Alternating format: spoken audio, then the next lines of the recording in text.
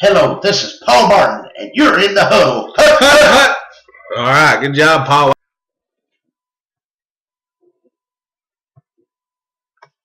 Hello, this is Paul Martin, and you're in the Huddle. All right, good job, Paul. Way to bring us in there, buddy. I'm Rusty Burton, and it's my old co-host, Paul Martin, and he's wanting to bring these young men a special message today. So I'm just going to turn him loose and let him put on the show. He's got a nice little story he wants to share. Well, Israel's God's people. They always have been. They always will be. And God had promised them the promised land. But in order to get to the promised land, they had to take down some giants. And this story is relevant because in all our days, we're all going to have some adversity and some giants in our life that we have to conquer. But anyway, Saul and all his people, they were afraid of these giants, so God had to appoint his own special person to take the giant down. And the main giant was a giant by the name of Goliath, and he was about 8 foot tall. So God goes out to the sheep pasture and gets a shepherd boy named David, and he appoints him to go in there and kill that giant, Goliath giant. And so David goes out into the brook, and he gets him a slingshot and 5 stones. 1, 2, 3, 4, and 5. Then he goes up, and I can imagine what Goliath was probably thinking. He was probably thinking, this little old boy right here, what nerve, what audacity for him to come in here and try to take me down like this. We're gonna run over this little chump. He's thinking, yeah, what he said. We're gonna run over this little chump. But before he can know what's hit him, David's done took the slingshot, got his stone, and he's rearing back his slingshot, and boom, and I'll drive it, and into the throat. He goes into the throat. Yeah, and down goes Goliath. And he's down for the count. And he's dead. Moral of the story, we got to slay the giants. Slay them. That's right. And the giants you speak of is Trousdale County. But first, we want to touch on last week's game. We're going to go back to last week's game, touch on some Selena, or whatever Reno calls them, Hey, we went up there the other night and had a good showing. Paul, what did you think about it? You was listening at home on the radio. And what was your take on the game? Well, Braxton Gibbons, he ran the ball very hard. He ran very physical. He had 14 carries for 181 yards, so that's not a bad day at the offense. It's about 13 yards a carry. And our quarterback, Goolsby, last count I heard, he threw the ball for about 115 yards. So not a bad day at the office. If we can keep that kind of balance, we can win a lot of football games. Hey, that's some pretty good stats. And sometimes you get some stats like that when you play.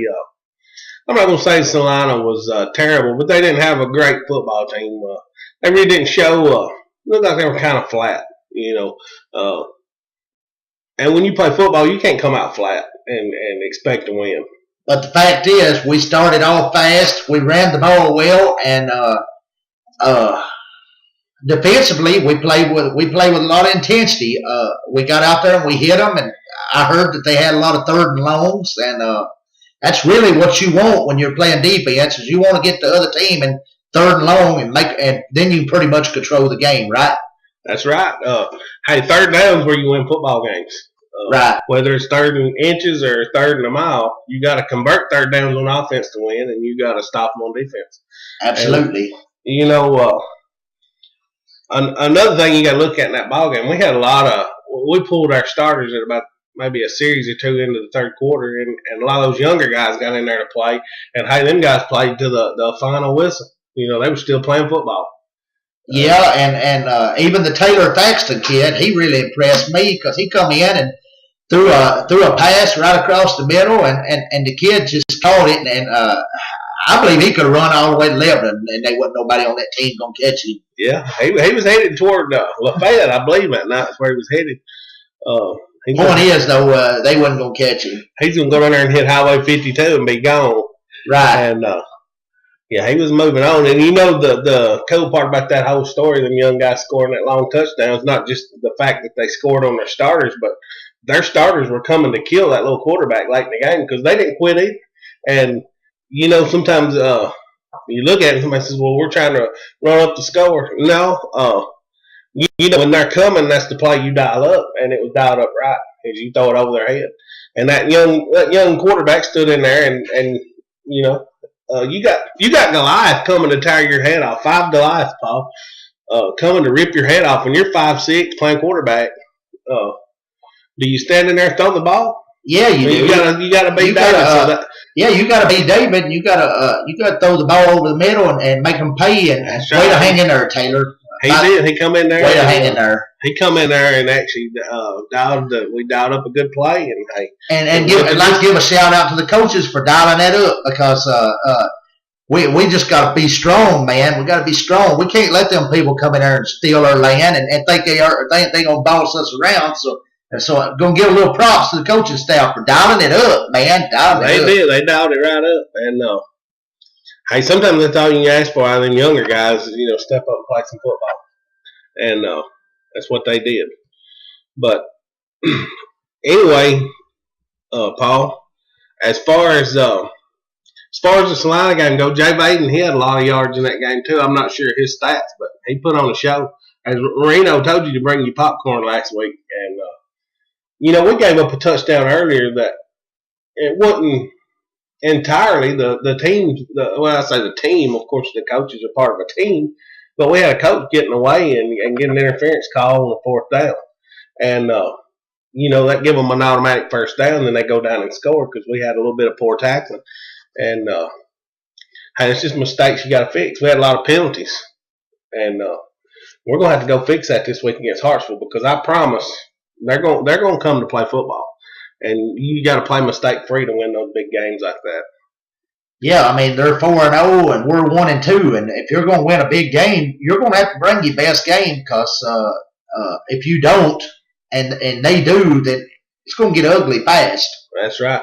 And what I'm trying to get to the point right there is, we scored a lot of points and went up quick on Salina and still made a lot of mistakes, and we're just going to have to eliminate those. Some teams you can get away with it, and other teams, their mistakes are magnified.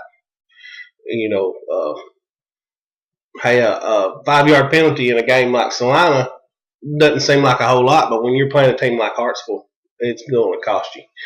And, that's just the way it is. So, with that being said, what do you think about cutting down penalties? How are we going to fix that? Where do you fix that? Well, I think that's just a mental thing, and I think the best way to fix it is just don't get in a hurry and don't overhype yourself and don't get so jacked up that you can't behave on the field. I think you got to just play at a time and don't overhype things. That's right. You got to watch football. Now we had a young kid in there a lot that played. I think he jumped off sides a couple times, and you expect that from some younger players going off sides on a 3rd and short. And that's really just knowledge of the game. You have to know if it's 3rd and short, they're probably going to draw us off sides.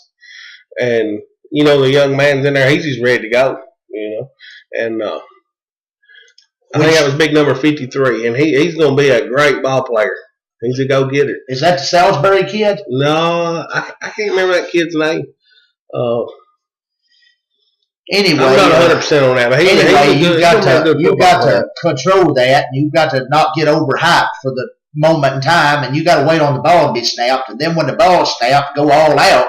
That's right, you do.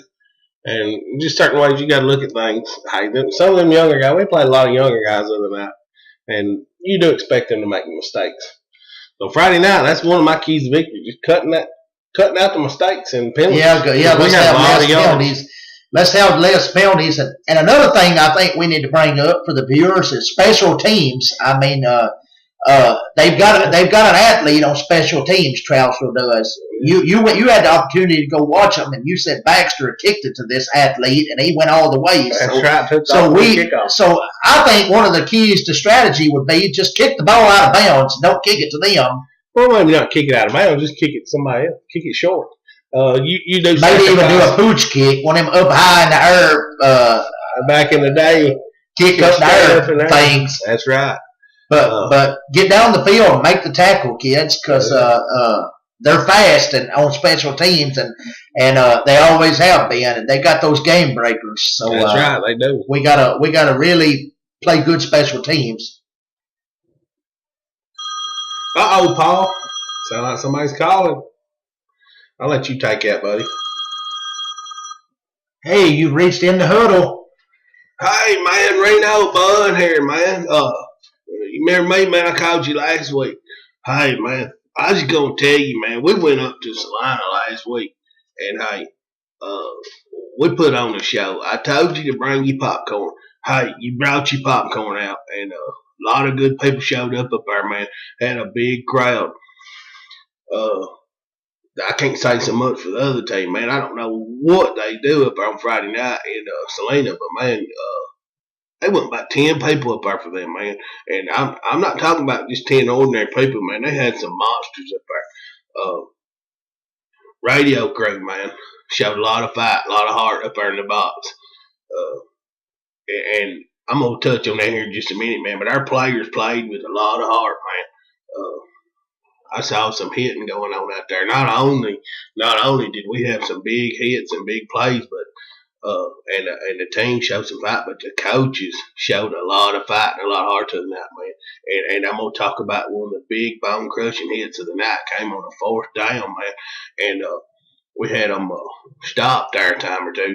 And hey, they go to punt us the ball, and they got a kid running close to the sideline, and even our big, tall, lanky coach, son, he put the shoulder into one of them and got us a penalty and give them a 1st down. That's kind of how they went down there and scored, you know. But hey, all in all, man, we had a good showing up there in Salina. Hey, when you got your coaches playing with that kind of heart, it carries over to your players playing with that kind of heart, man. When that coach put the shoulder into the old dude there and took him on to the mat, our little radio announcer, radio crew that does the broadcasting up in the booth there was up behind Salina's fans and said they yell out all the time. They hollered bang, you know, and boom or whatever. And one of them old boys, he was big. He was like about the same size as Yandre the Giant, man. And he stood up and you know, I heard the replay to this, and I think when he stood up, that guy was so big he was gonna whoop our little radio crew. He said, "Hey, you gonna shut that window and shut your mouth." And hey, our radio crew hung in there to the 4th quarter. If it'd been me, man, I'd probably packed up and got out of there. That guy was so big, but hey, they hung in there all 4 quarters, and that's what you gotta do. You gotta finish. And hey, when that old dude stood up, man, it must have blocked the signal back to 104.1 because there's a part of it there that's just kind of missing. And I think that's when he was standing up blocking the signal. But hey, just like I said, man, we hung in there all 4 quarters. Even the coaches, the radio crew was in there, the fans was there cheering a little bit. And hey, our starters, man, they started out there and done a great job. Got a lot of points on the board early. And hey, our B team even come in there in the 4th quarter and was still hanging in there. Now, right there at the end, man, a lot of people say, hey, we might be, I think they're trying to run the score up. But no, man, you know what? If you got your starters in there and you coming after them little fellers on the B team, toss it over their head and do just what we did, son. And that kid was a blur going down that sideline, man. I got to give the quarterback, and the quarterback laid in there. He stood there in the pocket and he's made a beautiful pass. That spiral was tighter than banjo strings on my banjo, and hey, son, he threw it on the money, and that kid caught it, and he was gone, so wasn't a man in town gonna catch him. But hey, man, I just gonna tell you, Salina, we put on a good show, man. We're looking forward to next week, man. I can't wait, but I'm gonna let you boys get back to talking about football, man. Hey, just want to tell you thank you for taking my call, man. It's about the 2nd time I've called in, maybe 3rd, I don't know, but I'll be listening, man. I'll listen every day. And I see you. Oh, Greeno, we cut him off a little bit early there, Paul, but he's always got some good insight, you know. Talking about not quitting, That's how you get it done. Don't quit. And our coaches didn't quit, and the radio crew didn't quit, and our team sure didn't quit. Right. So, I mean, that's a big part. Did you ever quit when you played football? I mean, would you ever think about quitting while you was on the field? No, when I was on the field, my motor was going 100 mile an hour every play. That's right, ready to hurt somebody. And I think it all starts from the time you come out of that locker room. When you're playing on your home field, you've got to walk down that. Out that locker room, walk up that hill, and walk up on that field with the mentality. When you get on that field, it's time to hit these people. That's right. That's the way it's done. The way it's always been done. All right, now let's just. We've talked about Salina game. That game's over with, and we've moved on. Hartsville. Let's talk about them. I know we talked a minute ago about their special teams. And right, they've always got game breakers. I went to the old Baxter game when they played Baxter, and they kicked the ball right to the kid they knew was going to take it to the end zone, which was just a mental error on either the kicker or the coach. I'm not sure he was instructed on who to kick it to, and maybe they wanted to challenge their kids to stop him. Sometimes, that's what it takes. Just challenge your kids and see if they step up to it. And obviously, the Trousdale County kid, he wasn't having no part of that and just took it the distance. I think, like we were saying earlier, though, we don't kick it to him. We kick it short or we kick it out of bounds, but we don't kick it to him because it's just a bad thing that's going to happen. I don't foresee us kicking him the ball. I don't, but just like I said, sometimes you challenge your kids to make a play, and an opening kickoff. What better way to make a statement than to hit somebody on opening kickoff and shut down a guy that's been returning. But on the other hand, you take that chance, and that's just something we're going to have to wait and see. Right. Now I guess we need to talk about keys on defense and keys on offense. First off, more likely if we win the toss, I see us deferring. So if we defer, first we need to talk a little defense. They're running the spread. And that's more or less a passing offense, but I kind of expect them to do a lot of running out of it because they got like an all-star backfield. So, they're going to be a diverse football team.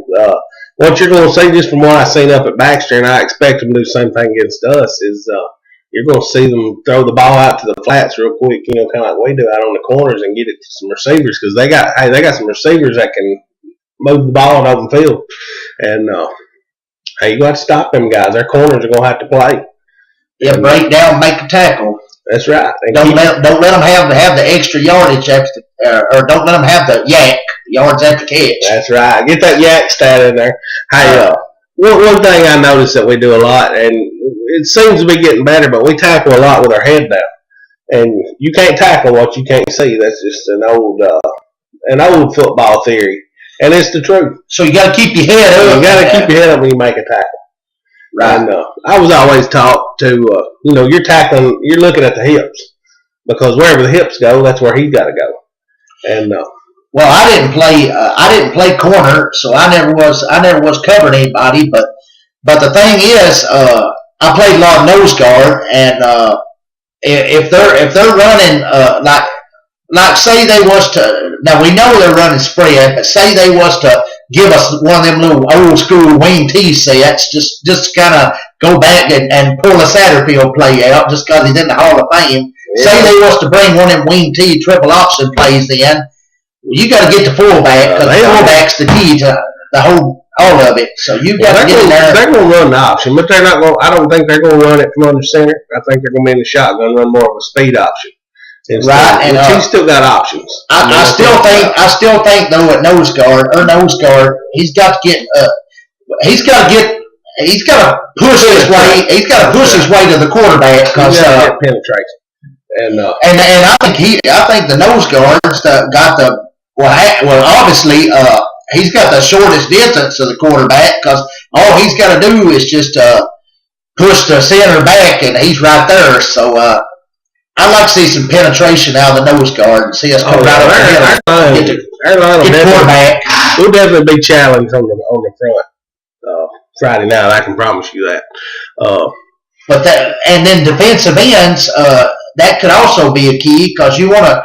You want to stand up strong on defensive ends for your counters and your reverses and your jet sweeps and all this. So we can't let them block our defensive ends. We got to stand in there strong and make a tackle.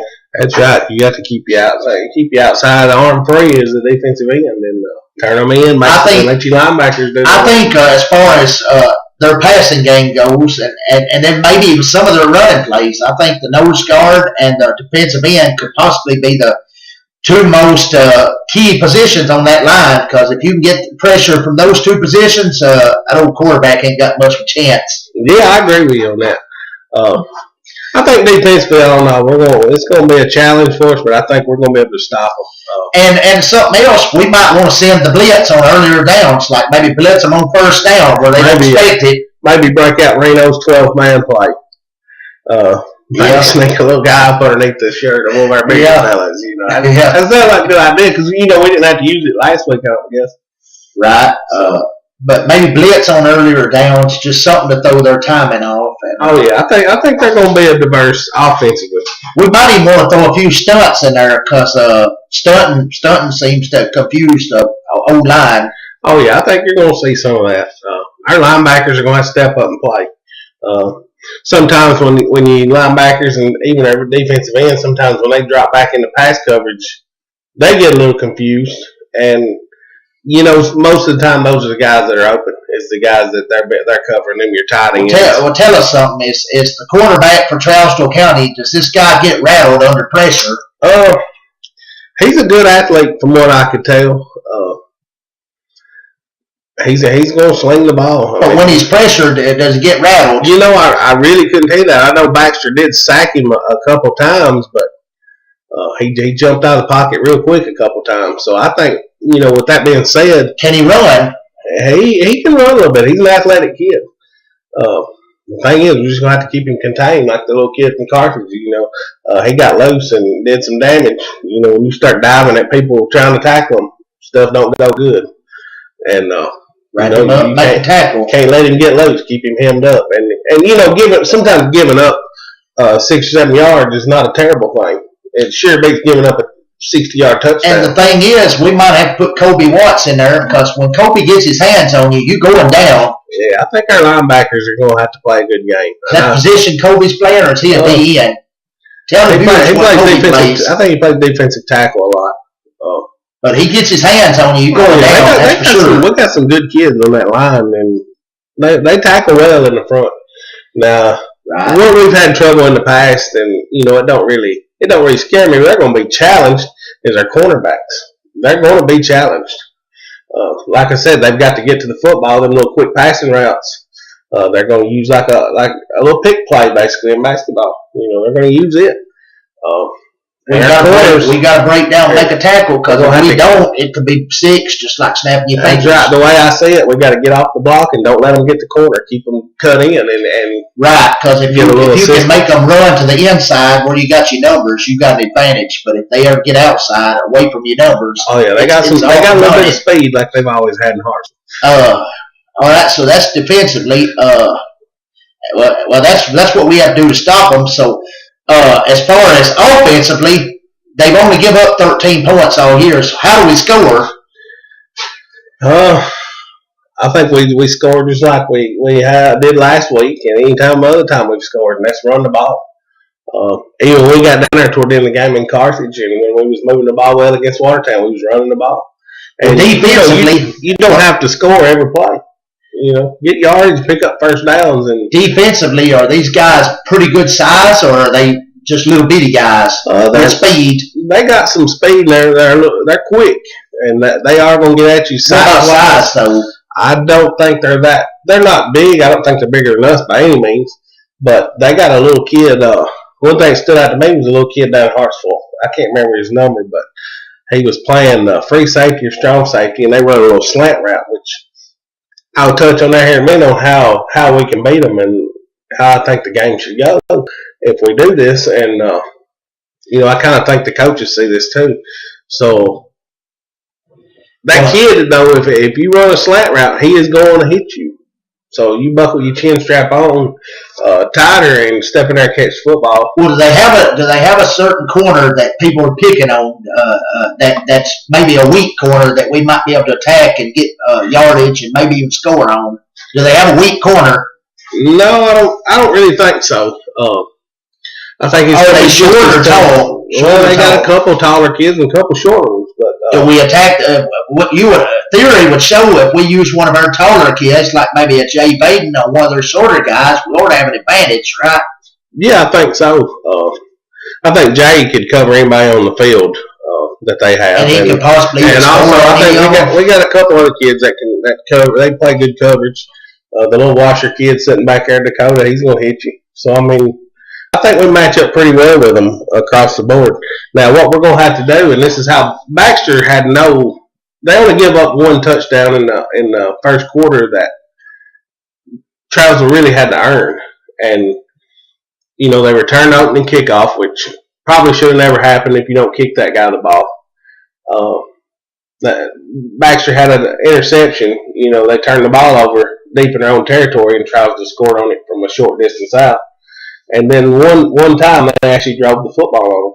So you were looking at a 20-0 score early going into halftime, and they really had 7-0. Yeah, I mean, they had been productive and just got a few breaks. And Baxter come out that second half, and they did what they had to do to move the football, and they actually moved the ball better in the second half than Trousdale County did, I think. Baxter gave up a pick six late in the game that the score was really a little more lopsided than it should have been, and that stuff happens. But hey, how Baxter moved the football was they come out and they did hit those quick slants across the middle because they were spreading out, and you get to the second level and hey, you got a little running room, and I think with our running backs, if we can get to that second level, we will tear them up, and that's just my opinion. I think we need to change it up just a few drives though, and maybe throw on first and second down when they're maybe not expecting it. And I even come up with this offense. I was sitting at the house and just kind of scheming up some things, like going into my little offensive coordinator mode, like I do from time to time. But you're an offensive coordinator, man. I'm not sure if we've ever done this set before. But I tell you, I think we need to put Jay Baden in at quarterback. And run a little bit the Wildcat. Put him in at quarterback and put Braxton right behind him, and let's run some option off of it. That way we got those two speed guys right there in the backfield together, and then they got to make a decision. Are they going to stop Jay or are they going to stop Braxton? But the fact is, if they make the wrong decision, we're going to the house with it. Yeah, I have to agree with you on that. So, Coach, I think Jay would. Coach, if you're watching this, I'll be watching. But anyway, Coach, and all the players, if you're watching this, just throw one in there for old Paul tomorrow night. Get that old Wildcat. I don't get into the whole who plays, what we ought to run. I just give my opinion. But just run a little option, Jay and Braxton, maybe a little Wildcat for old. I like the Wildcat. We call it the Wild J formation. Another thing that we're going to have to do Friday night, and that's tackle as a team. Sometimes in the past against Trousdale County, and this is one way they killed Baxter when they were running the ball. Baxter really wasn't getting but 1 to 2 guys the football. You got to get 5 or 6 to the football, and yeah, it's a team game. You got to get in there, and you got to do about like to the Tennessee Vols did against Virginia Tech. You got to have guys just scrambling to the football, just do or die to go make a play. That's right, you do. And hey, if we tackle well, I think we got them. I really think we can compete with them if we tackle well. And football is simple, and I've always said this: football is as simple as blocking and tackling, and that's just as simple as it gets. That's absolutely right. So,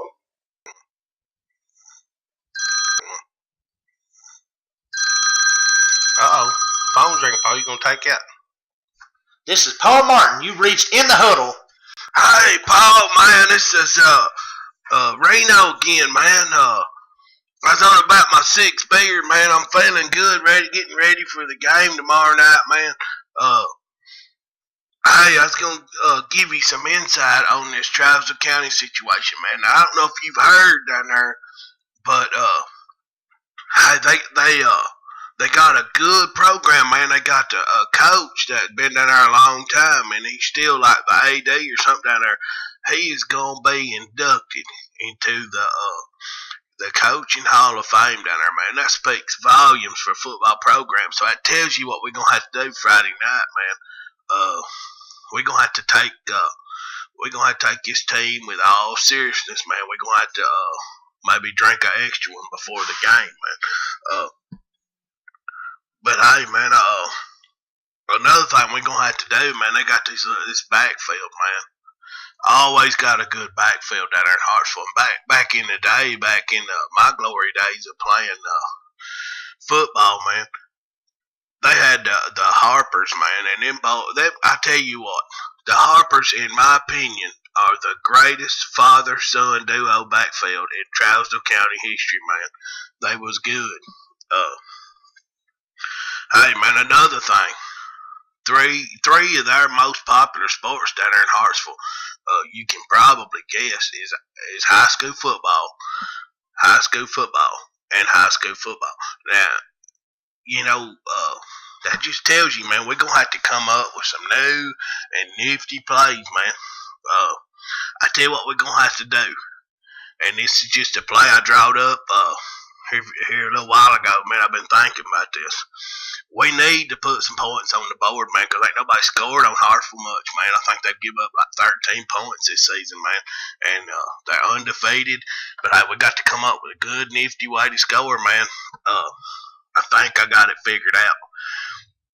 What we need to do, I need to come up with a good name for this play, man, and get it up there and do some consulting with the coaches again, man. Reno Buns, coach consulting. Hey, I got a week's experience under my belt now, man. I'm feeling better and more confident. We still got the flying V that we can run, you know, on defense. Our offense is the flying V, and then we also we got that 12th man on defense we can run. But hey, I got a whole new play, man.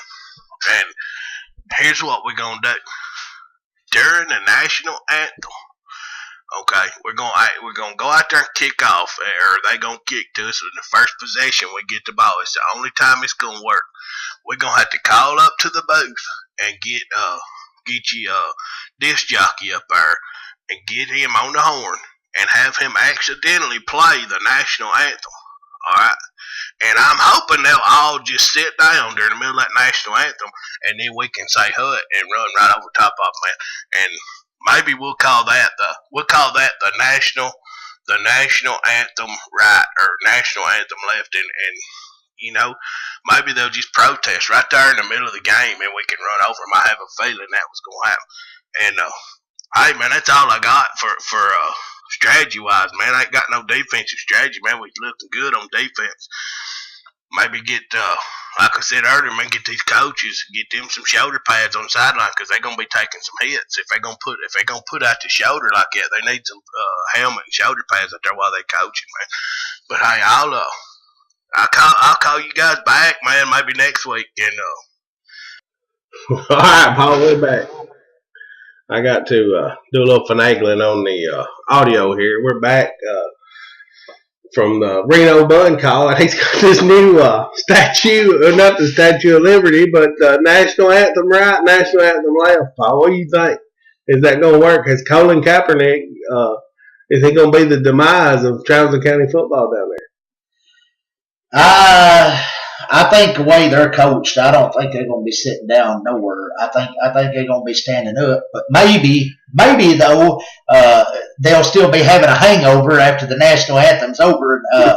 Especially if Paul Martin sings it, he'll have some tore up that they won't even be able to even concentrate. So that might be the new technique. Just let old Paul get it all screwed up, and they won't even be able to concentrate. I have to agree with you on that, because I wouldn't be able to either.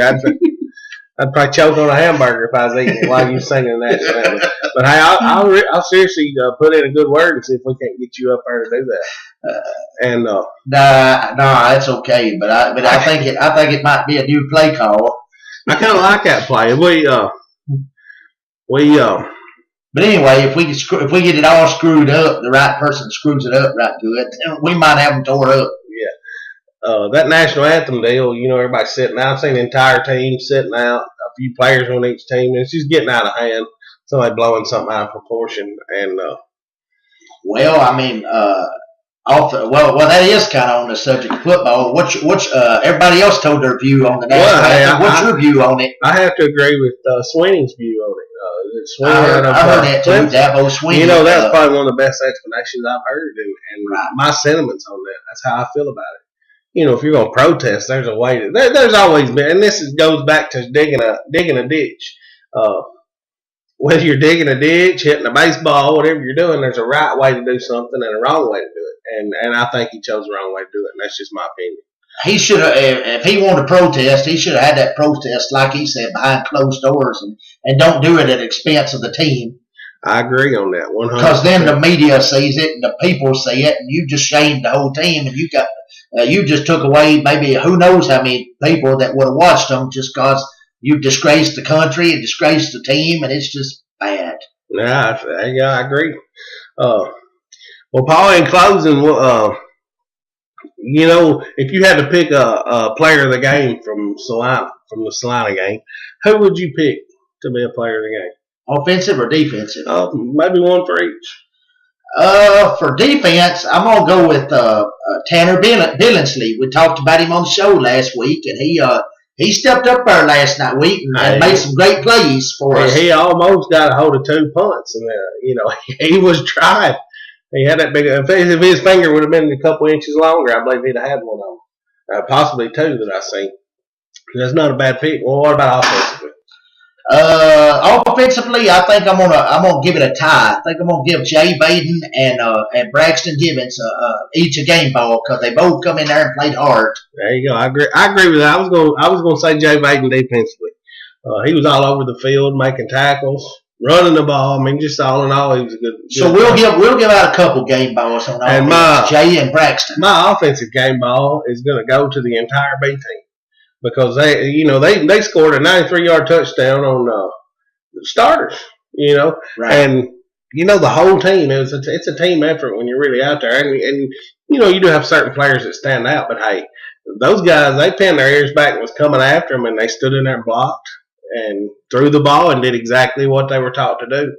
And I think that just goes to show you this football program's got a bright future. So yeah, we've definitely got some younger guys that's going to step up the next few years and do some great things for us.